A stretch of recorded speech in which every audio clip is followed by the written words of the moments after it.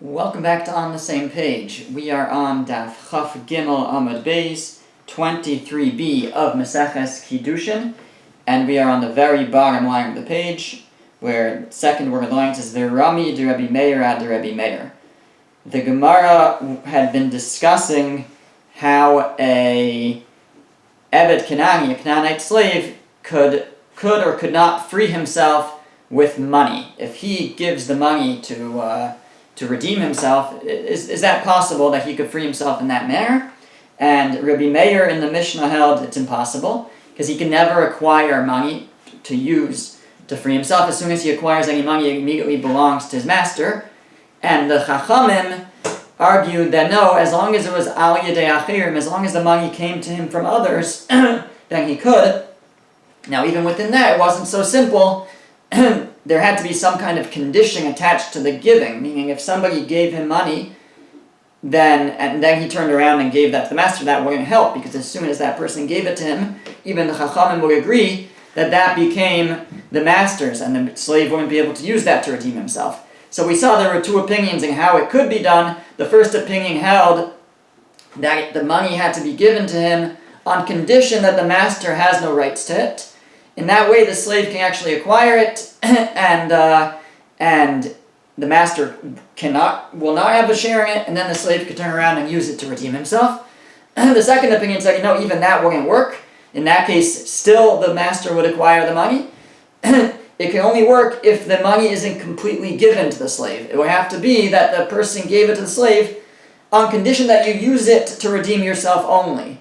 And in that way, it never really became the slave's, because he doesn't have free reign on how to use it. Then, since it never really became his, it doesn't become the master's, and then he could use it to redeem himself. That's how those were the two ways to understand the opinion of the Chachamim. Now the Gemara says now, V'rami de Rabbi Meir ad de Rabbi Meir, V'rami de Rabbanan ad de Rabbanan. We can ask a contradiction from Rabbi Meir on Rabbi Meir, and from the Rabbanan on the Rabbanan. Meaning we have a brisa that we're about to quote, which seems to present a total opposite to the way we just laid out the opinions from our Mishnah. D'Tanya, because we're learning a brisa. The top of Chaf Daled Amud Aleph 24a. The brisa says, Ein isha poda meiser sheni below chomish. A woman cannot redeem a meiser sheni, the second tithe, without adding 1/5. What is this talking about? So there's different kinds of meiser. One of the types of meiser is called meiser sheni. Meiser is a tithe. So the halacha is that during certain years of the Shemitah cycle, in fact it's during the first year, the second year, not the third year, the fourth year and the fifth year, not the sixth year of the Shemitah year, so the first, second, fourth, and fifth years, there's a type of tithe that one is obligated to take in Israel from your crops, and that is Meiser Sheni. What is done with this tithe? So Meiser Sheni, you get to keep it. You tithe it, but the halacha is that you have to bring it to Yerushalayim to consume it. So, and that's Meiser Sheni. Now let's say it's a big schlep. It's heavy, you have a lot of produce, 1/10 could be a lot, and you don't want to schlep it all to Yerushalayim. So you have an alternative, which is you can redeem it for money. You can take money, redeem the produce, at the value of the produce, and then take the money to Yerushalayim, and then you buy food there and consume it in that way. So you can kind of switch it. However, the halacha is, the pasuk says that if you redeem your Meiser Sheni with money, you have to add 1/5 to the value. So you don't redeem it at the exact cost, the exact price of the produce, or the exact value. You have to add 1/5. So the question, so that's if a person is redeeming their own produce. If somebody would redeem someone else's produce, then they do not have to add that 1/5. So how do we look at a wife redeeming her husband's produce? So the Chachamim say, Ein isha poda meiser sheni below chomish. She cannot redeem the produce without paying that 1/5. That she would have to pay the 1/5 as well, even if she's the one redeeming it. Reb Shimon ben Elazar Omer, Mishum Rabbi Meir, and Reb Shimon ben Elazar says the name of Rabbi Meir, Isha poda meiser sheni below chomish. A woman can redeem meiser sheni without adding the 5th. So they're arguing whether she would have to add the 5th. Now the Gemara says, Hey chidami, what's the case? What is the scenario in which we would have such a dispute? Ilema bezuzi debal, umaiser debal. If you tell me the case is that she's using her husband's money to redeem her husband's meiser sheni, then why would she not have to add the fifth? Shlichuse debal ka'avda. She's just the messenger, the agent of the husband, and she would certainly have to add the fifth. And it can't be that the dispute is in that case. Everybody would agree in that case she would have to add the fifth. It's her husband's money. It's her husband's produce. She's just acting as an agent then. So she would for sure have to add the fifth. Ve'ela bezuzi dida umaiser didei. So maybe you'll say the case is that it's her money, but it's his meiser. So a woman can't have money in a marriage. Money that she brings into the marriage before would be hers. So she has money, and she wants to use that to redeem his produce. So then the Gemara goes the opposite and says, in that case, everybody would agree that she would not have to add the chomesh, the fifth. It's not her meiser. It's her husband's. It's her money and his meiser. She shouldn't have to add the fifth, because ish amar Rachmana v'lo isha. The pasuk says that im ga'ol yigal ish mimasro. If a man redeems from his meiser, chamishiso yosefov, he has to add a fifth. A man as opposed to his wife, meaning this isn't coming to exclude, I don't think that this whole halacha doesn't apply for a woman. If it would be her meiser sheni and her money, so certainly she would also have to add the fifth if she were to redeem it. But in the case where the meiser belongs to the husband, so then if the pasuk is saying ish, if he redeems it, meaning if it's from his money, then he has to add the fifth. But if his wife or really anybody else, because it says mima asro, from his meiser, so we learn from mima asro, from his meiser, that if it's anybody else, they do not have to add the fifth. Now you might think, except that the wife is an exception, that if she redeems it with her money by his meiser, she would have to add the fifth. That's what ish comes to tell you. No, if the man does it, he adds the fifth, but if not, if it's his wife with her money, she would not have to add the fifth. So everybody would agree that, again, we know we have a case where they argue, where the Chachamim say she has to add the fifth, and the Meir says she doesn't have to add the fifth. We ruled out, it can't be that it's her husband's money and her husband's meiser, because then she's just acting as an agent. Certainly in that case she would have to add the fifth. It can't be that it's her husband's meiser and her money, because in that case certainly she would not have to add the fifth. Ish v'lo isha, only if the husband does it, if he does it, but not if his wife does it with her money. So what is the case that they're arguing? Says the Gemara, Elalav ki hai gavna. So isn't the case as follows? De'akni la acher mana, that someone else gave her money. Now normally if she has an acquisition in the marriage, so then it goes to the husband. So, but we want to find a way where she can keep it. So how could she keep the money? How could it belong to her? So akni la acher mana, it must be somebody else gave her some money, transacting money over to her. Ve'amar la, and said to her, I'm giving it to you, but not fully. I'm giving it to you on condition that you use it to redeem your husband's meiser. So, actually, maybe even, sorry, excuse me. On condition that you use it to redeem your husband's meiser. So here the question is, though, when that person gives her this money with this condition, whose money is it now? Is it hers? In which case, when she now redeems her husband's meiser, she's like another person, she's the wife or a third party, and she does not have to pay the extra fifth. Or do we say that once somebody gives it to her, immediately it becomes her husband's? And so then if she redeems it, it's not really her redeeming it, it's really her husband redeeming it. And then she would have to pay the fifth. So the question really is how does this condition work? Now this condition should sound familiar. It's very similar to what we had with the Canaanite slave, where somebody gives him money on condition that he can only use it to redeem himself. So there's one thing you can use it for, and in that case, Rabbi Meir says that it still doesn't work, and the money still belongs to the master, and the Chacham say it does work, and the money belongs to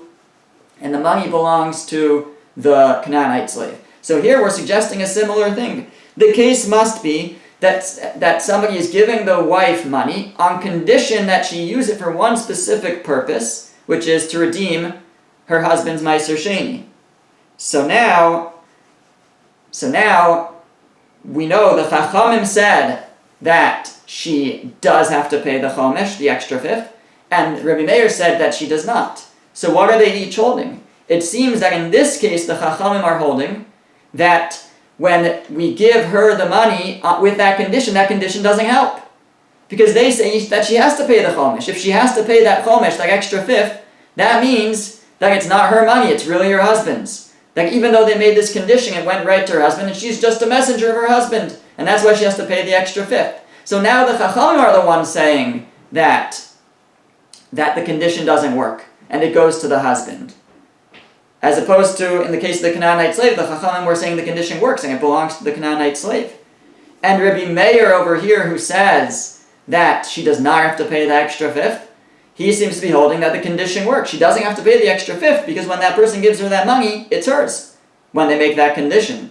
Like it's on condition that you use it to redeem. It never becomes the husband's. So she's redeeming the husband's Meiser Sheni with her money. She's a third party, and then she doesn't have to pay that extra fifth.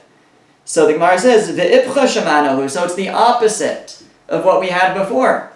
We flipped Rabbi Meir and the Chachamim. So this is a contradiction. So Amar Abaye, Eipuch. Abaye says we have to flip it back. There must be a mistake. The Brisa, it seems he would say to flip the Brisa. It's always a question when somebody says Eipuch, flip it. Are we flipping the two opinions in the Mishnah? Or are we flipping the two opinions in the Brisa? But either way, we want to line them up. So we want to line them up that they would be consistent. So Abaye says there must be that, let's say the Brisa is mistaken, that it was really Rabbi Meir who said that she has to pay the fifth, because Rabbi Meir holds that the condition doesn't work and it goes right to the husband, and just like he held that the condition doesn't work for the slave and the money goes right to the master. And it must be that the Rabbanan are the ones saying that she does not have to pay the fifth because she's a third party, it's her money, the condition worked, just like they say that it works in the case of the Canaanite slave. That was Abaye's resolution, is flip it. Rava says back, Li'olam lo tepuch. Rava, who in general is very exact, Abaye is a little bit more free dealing in terms of rewriting brisas and things. Rava says, no, you don't flip it. You don't have to change anything. So how am I going to reconcile this, resolve this contradiction? V'hacha b'maiser da'asa mibei nasa askinan. We're talking about that the meiser was hers, meaning she inherited the meiser. She inherited this produce, came from her family, from her father's house. Her father died, he had Meiser Sheni, and now she inherits it along with other things. And it's Nichsei Muluk. She owns the land, let's say, that she inherits, but the husband has the rights to the pears, to the fruits, to the production. So that's the case. She inherited this Meiser Sheni. And what are they arguing about? Rabbi Meir l'taimei. Rabbi Meir would be, according to his own reasoning, Amar, that Rabbi Meir holds Meiser Mamon Hekdeshu. How do we look at Meiser Sheni? When you separate out Meiser Sheni, now, at this moment, who owns it? Is it Mamon Hekdesh? Is it owned by the Beis Hamikdash, so to speak? Now you get to eat it, but it's Kodesh, it's holy, and it has to be in Yerushalayim. Rabbi Meir holds it's considered Mamon Hekdesh. It's considered holy money, and it doesn't really belong to whoever has it. And if that's the case, then when she inherits the Meiser Sheni, it's not really hers. And if it's not really hers, then it never becomes her husband's. V'lo kani le Baal. So the Baal, the husband, doesn't get to grab it from her. Doesn't get it from her. Doesn't transfer over to him because it was never really hers. It's Mamon Hekdesh. It belongs to the temple, so to speak. So that's why Rabbi Meir holds over here So basically, Rava's rewriting the case, and he has nothing. You can't compare it to the case of the Canaanite slave. There's no conditions being made. It's a totally different case. The reason why Rabbi Meir and the Rabbanim are arguing is as follows. The case was when they argue, does a woman have to add a fifth or not? They're arguing in the case where she inherited Meiser Sheni, and the question now is, does that, and then she's going to redeem it. So when she redeems it, is she redeeming her own Meiser Sheni? Or, I guess, her husband's? She's going to redeem it, I guess, with her husband's money. So, yeah, she's using her husband's money. So really, we know the money belongs to the husband. The question is, who does the Meiser Sheni belong to? So Rabbi Meir says the Meiser Sheni belongs to Hektish. It belongs to the temple, and it doesn't transfer to the husband. So she's not, when she takes her husband's money, it's not her husband redeeming his own Meiser Sheni, because it's not his. And I guess he's like the third party. And they would not have to add that fifth. However, the Rabbanan l'taimayu, but the Rabbanan will go according to their reasoning. To Amri mamon hedyotu. They hold that Meiser Sheni is owned by the hedyot, by the individual, by the person. V'kani le'bal, and therefore, when she inherits it, it transfers over to the husband. Hilkach, and therefore, shlichusa debal ka'avda. Therefore, if she's using her husband's money, which is the case we're talking about, it's her husband's money and her husband's Meiser Sheni. So then she's just an agent. And that's why she would have to add the fifth. So the Chachamim say she has to add the fifth because they hold that Meiser Sheni is mamon hedyot. It belongs to the individuals, and therefore her husband would acquire it after she acquires it. And therefore it's her husband's money redeeming her husband's produce. That would require the addition of an extra fifth. And according to Rabbi Meir, it's her husband's money redeeming not her husband's produce, because he never got it. He never inherited it from her, acquired it from her, because it wasn't hers. If it was hers, then it would go over to him, but it's not. It belongs to Hektish, it belongs to the temple. Therefore, when you redeem it with the husband's money, it's not redeeming his own stuff with his own money, which would require to add an extra fifth to the value.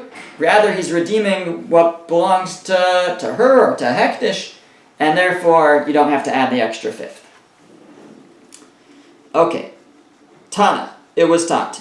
Yotze b'shein v'ayin v'rashe evarim. So the Canaanite slave, this is not in the Mishnah, but from a Brisa. In addition to going free, was it in the Mishnah? No, this Brisa is, I guess, elaborating on the Mishnah. In addition to going free in the ways that we stipulated, that he goes free from a document or from being redeemed with money, there's another way he could go free, which is b'shein v'ayin v'rashe evarim. Either if he has a tooth knocked out, or an eye knocked out, or really any rashe evarim, any extremity limb. We'll see, what's included in that, but really any of those. So this is learned from a pasuk. The pasuk says, "V'chiyakeh ishes ein avdos ein amaso." If a man strikes the eye of his eved, of his slave, or of his maidservant, v'shichasa, and damages it, destroys it, la'chavshi yishalchenu tachas eino. He has to set him or her free. And there's another pasuk about a tooth. So we have an explicit verse that if a master knocks out an eye or tooth, he has to set the slave free. So says the Mishnah, Tana Yotze b'shein v'ayin v'rashe evarim she'enam chozrim. It was taught that the slave goes out, gets freed for having his tooth knocked out, or his eye, or any rashe evarim, any limb she'enam chozrim, that doesn't regenerate. A limb that doesn't regenerate, he would be freed if the master damaged it. Bishlam Ashein v'ayin ksivi. The Gemara says, I understand the eye and the tooth, or the tooth and the eye, they're written explicitly in the psukim, in the verses. That's explicit. Ela rasha ivarim minalan, but how do I know that it's true for other limbs as well? So the Gemara said, because there's no verse for. So the Gemara says, Dumya d'shein v'ayin, because they're similar. We learn out that anything similar to a tooth and an eye, that ma shein v'ayin mumin shebegoli, just like the tooth and the eye are blemishes that are out in the open. They're visible. Ve'enan chozrin, and they don't regenerate if they are damaged.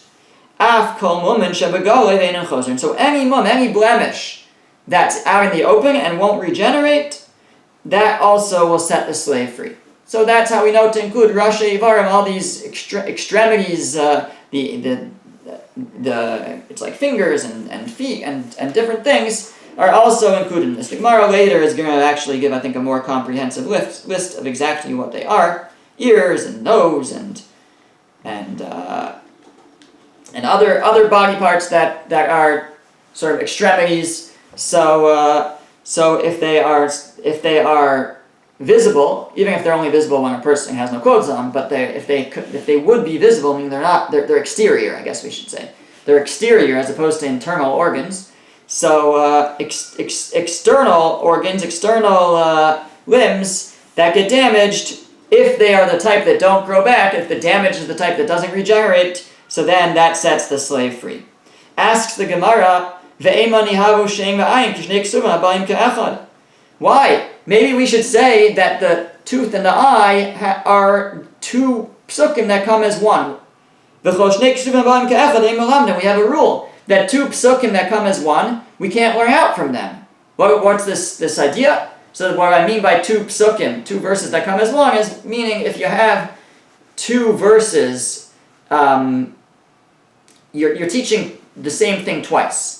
So we would say, if the Torah only said an eye, so I would say an eye is an example, and everything else is also included. Any other, external body part that won't regenerate would be included. That's if it only said one thing. But because I would say, just like this, so to all other things. But now that I have two, it actually seems to limit it to just these two, because why does it say the second one? Once it says one, I could say anything similar to that. But once it says two, then the rule is, when you have two verses teaching seemingly the same thing, I can't learn to extend it to anywhere else. So how can we extend it to other limbs? We should limit it to just the tooth and the eye. So the Gemara answers, tzricha. No, because when do we say that rule? That's if it didn't need to present both. I could have figured out number 2 from number 1. Then number 2 is extra, superfluous. So then I'd say that it must be just limited to these two things. But that's if I could have figured out number 2 from number 1.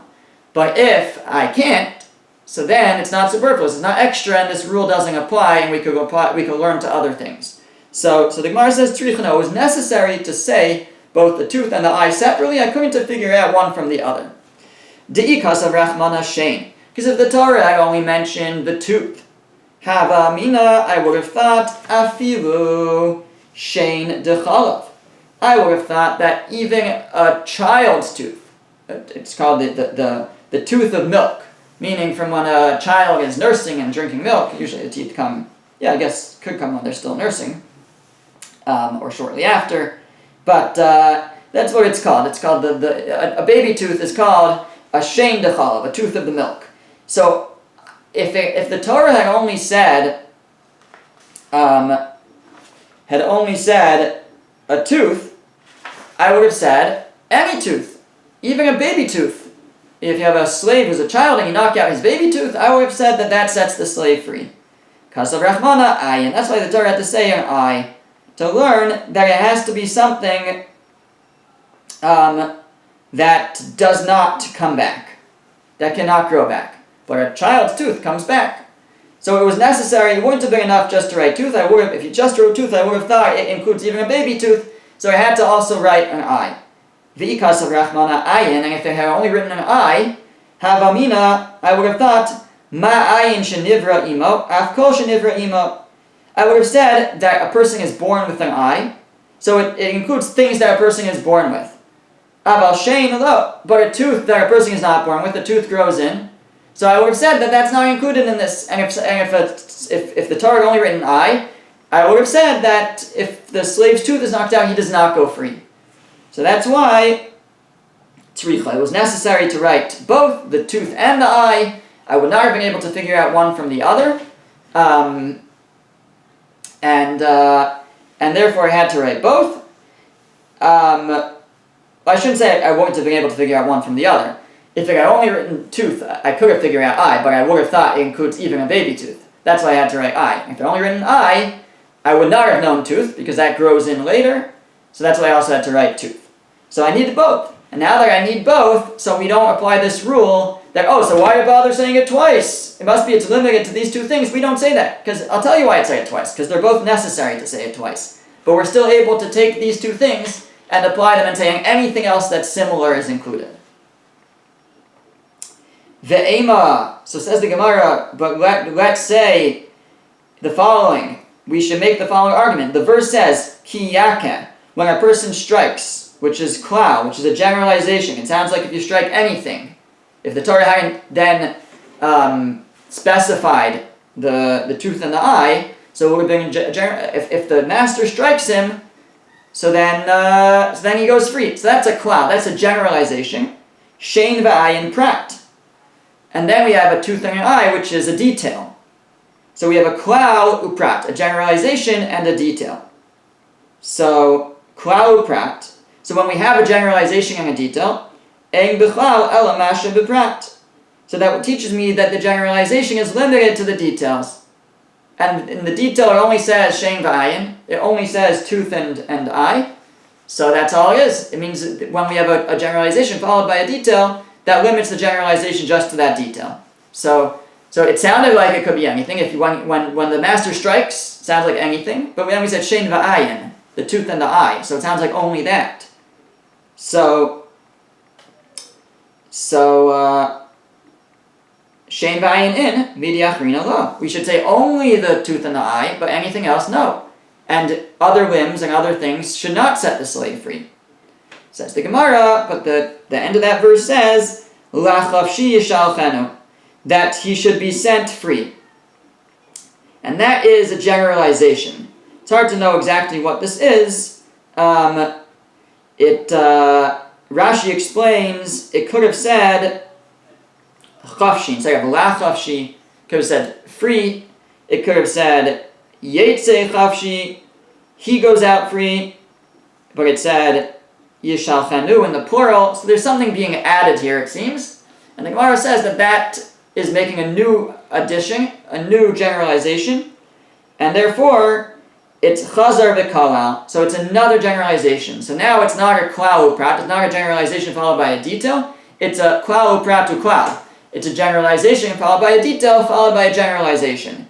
And that, klal uprat to klal, then we do generalize, however, but when we generalize, we make sure it applies to everything that has the attributes of the details. That's what we do at this point, when we have a generalization followed by a detail, followed by a generalization. So we're going to apply it to everywhere, as long as the attributes of the details are there. And it has to be ke'engaprat, it has to be similar to the detail. And ma'aprat mefurash, just like the detail, which is the tooth and the eye. Those were the examples that I gave. So it has to be similar to those examples. Just like those are mumen shebegali, they are external blemishes. Ve'enan chozering, and they don't regenerate. Afkol mumen shebegali ve'enan chozering. So any blemish that's external and doesn't regenerate would be included in this. That's how I know to include other damage to the slave, as long as it's an external limb that doesn't regenerate.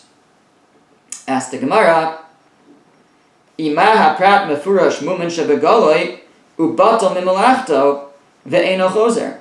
Let me add one more detail. You're right, but another attribute of these details of the example of a tooth and an eye is that it's mumen shebegali, it's external, ubatel mimalachto, and it doesn't work anymore. You can't, when the eye is damaged, you can't see. When the tooth is knocked out, you can't use that tooth to chew. So it has to be something that renders that body part unusable. And also that it has to not regenerate. But the Gemara is asking, we should add this other thing, that it has to be something that renders that body part unusable. And so it should be that our other examples, to apply it to other cases, have to have these three components, not just two. Not just that it has to be an external blemish, and not just that it has to be something that doesn't regenerate, but we should have this third thing, that it has to be something that doesn't work anymore after the damage.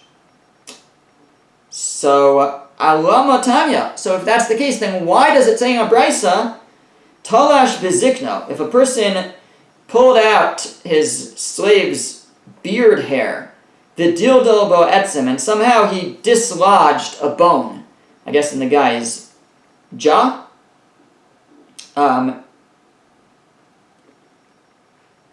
so then, Eved Yotze Bo Lecheres, the slave goes free.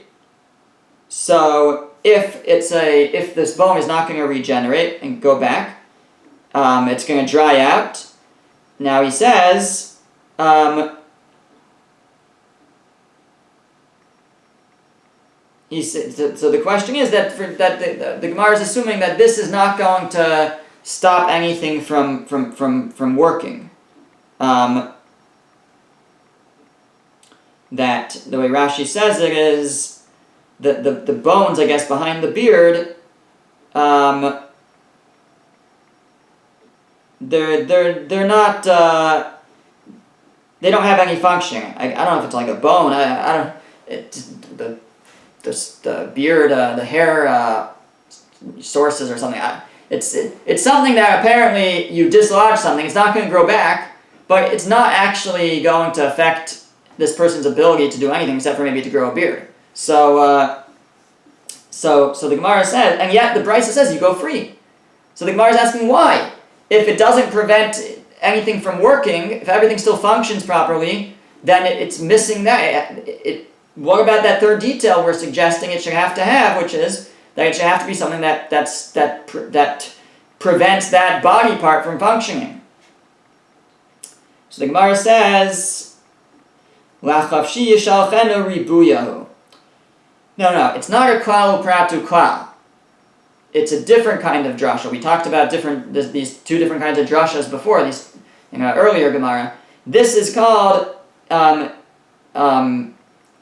miet v'riba. It's a riboy. It comes to include other things, and what it does is, and the Gemara seems to be saying that there's a certain language that the pasuk uses which would imply a generalization. There's a different language which implies a riboy, that comes to include extra things.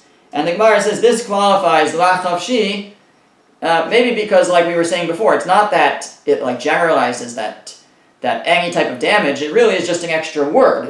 It's either the extra lamed lachavshi to freedom. It could have just said free, or it says yishalchenu, he should be sent. It could have just said he goes out. So there's something extra here. And it's coming to be marabeh, it's coming to include more things. So therefore, we have to look at this not as a klal upratu klal, but rather as a riba umiet v'riba. It includes, and then it excludes, and then it includes. And when we do that, we actually, the halacha is, the way that you do this kind of drasha is riba hakol. It comes to include everything. Everything is included. So any limb, really, it would seem, should set one free. Except there's still those details which are still going to teach me something. So that's what the Gemara is going to say, is at this point really, ribakol, any type of limb that's damaged should set him free. So the Gemara says, the ribuyahu, so if it's a riboy, afili kal yado v'tzamsa, v'sofa lachzar anami.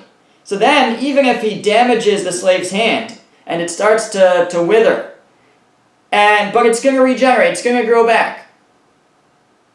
So even that should set him free. But we know that's not true. Alama Tanya, why do we learn in Brisa?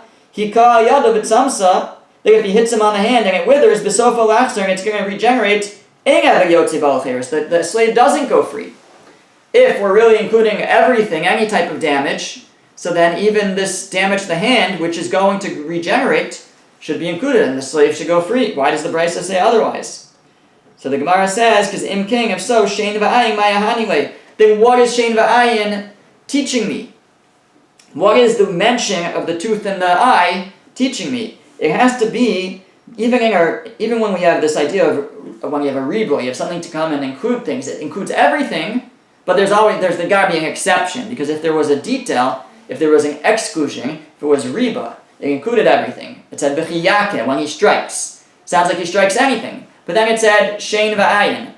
It said specifically a tooth and an eye. So that was a miyut. It excluded things. But then it had this extra word of lachlavshi, which is a new riboy. It's coming to include everything again. But still, we can't forget that shein v'ayin had to be excluding something. The eye and the tooth had to be coming to exclude something. I think the Gemara is concluding that it must be that it's coming to exclude still things that are that you go free for any Rosh Ivarim, any extremities, any limbs, as long as they are we still require shein v'ayin. They have to be similar to shein v'ayin. They have to be either that they have to be that they're external, and they have to be that they do not regenerate. Okay, we'll pause there.